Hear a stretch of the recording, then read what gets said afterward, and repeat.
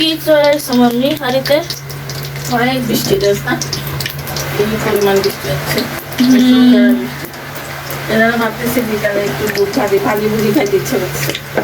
দুধ চনা বুট ভিজিয়ে রাখছিলাম, এখন এটা ভাজবে। যে তেল দিলাম, তেজপাতা দিয়েছি, এখন এই যে পেঁয়াজ রসুন ওটা সব দিয়ে দেবো।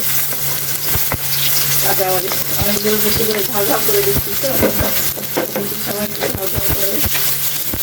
বুট সেদ্ধ তো সবাই করতে পারে, বুট সেদ্ধ তো কম বেশি সবাই জানে। এখন কি কি মশলাপাতি দিবা এখানে?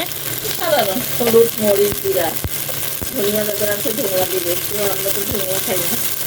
এই হলুদ দিলাম একটু, মরিচের গুঁড়ো দিলাম একটু, এই জিরার গুঁড়ো দিলাম একটু, তারপরে একটু লবণ দিলাম মশলাগুলোর জন্য।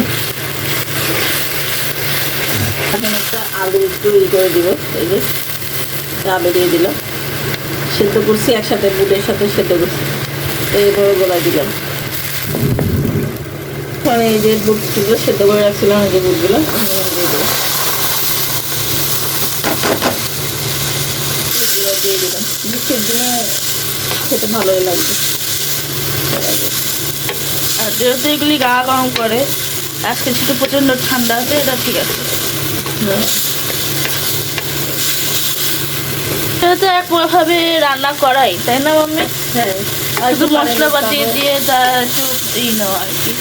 একটু পানি দিয়ে দেবো, দিয়ে ঢাকনা দিয়ে ঢেকে দেবো।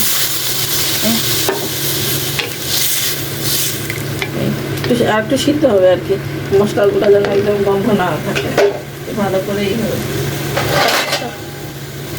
ঢাকনা দিয়ে ঢেকে দেবো। হয়ে গেছে মাম্মা? হ্যাঁ, এই যে তৈরি হয়ে গেছে বুট ভাজি।